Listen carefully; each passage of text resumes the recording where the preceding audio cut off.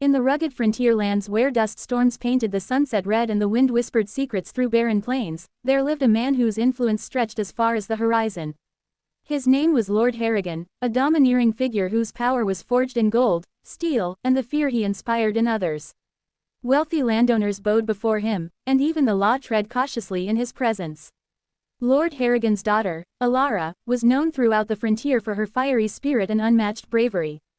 Unlike other daughters of wealthy men, she would ride across rocky ridges at dawn, chase wild mustangs into the high grass, and shoot targets with an accuracy that rivaled the sharpest shooters in the West. Yet despite her courage, she was bound by her father's expectations, that she remain safely under his command and marry a man he chose. In the shadows of these vast lands walked Rafe, a rugged hunt guide whose loyalty was priceless and whose silence hid many secrets. To Lord Harrigan, Rafe was nothing more than a hunting dog, a term Harrigan used with a mix of contempt and control.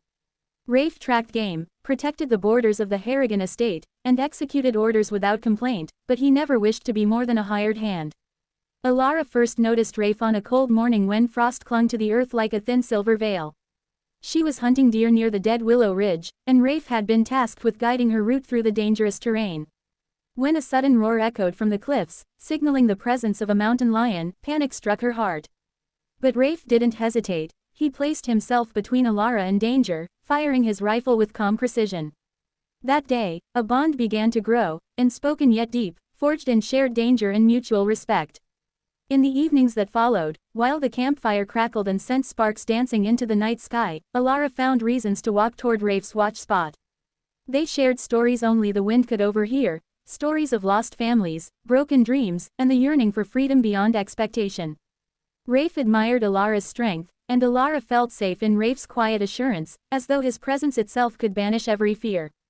But love was not meant to be simple in their world. When Lord Harrigan learned of their companionship, he scoffed with displeasure. To him, Rafe was nothing more than a servant, a tool useful only so long as he obeyed orders.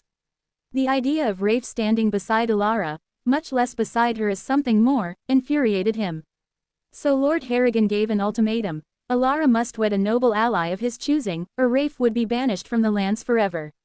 Torn between loyalty to her father and her heart's desire, Alara felt the weight of expectation pressing into her bones.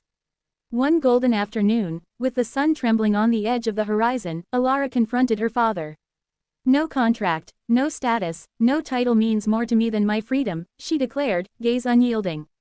"I choose my own path." Lord Harrigan's face turned grim, but his daughter's resolve was unshakable.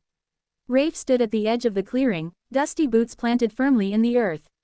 When Alara walked toward him, not as a daughter of power but as a soul seeking truth, something inside Harrigan cracked.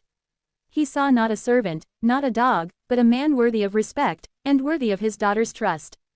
As love bloomed against the rules of the frontier, they walked together into a future unwritten, proof that love never asked for permission.